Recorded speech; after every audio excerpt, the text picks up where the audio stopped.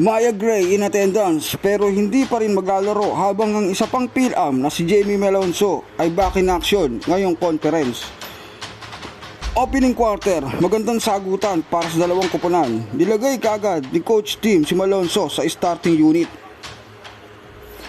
Sa second quarter hanggang third quarter, tila kontrolado na ng Ginebra ang laban. Angat sa double digits ang kanilang lamang na pinagtulungan ng hot shooting ni Maverick Hamisi at 11 points sa debut game ni Jamie Malonzo. Habang ang Rainier Sign ay tila walang suportang makuha mula sa mga locals.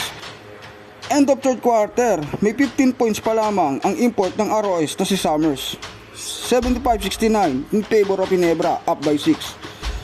Pagpasok ng fourth quarter, dito unti-unting pumalag ang mga bagito ng ROS. Pinangunahan nila Andre Karakut na nakapagpakawala ng 4 na 3 sa fourth quarter at binaka pa ng isa pang bagito na si Santi Satillan.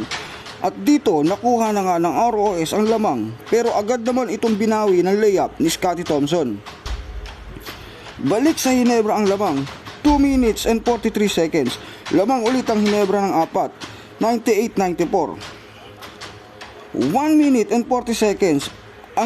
Angat ulit sa ali ang Ginebra matapos ang putback ni Japet Aguilar. Habang sa ROS, di pa rin nauubusan si Karakut na may career na 29 points sa laban. 1 minute and 6 seconds, ROS ang bola. Kick out ni Karakut kay Santillan na kumonekta naman kagad sa trees. Baba na lang sa isa ang lamang Ginebra, kaya agad na tumawag ng timeout ang Ginebra coach na si Tim Cone.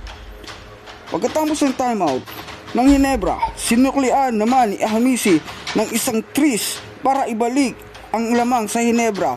Up by 4 ang Ginebra natapos ang laban ng 107-102.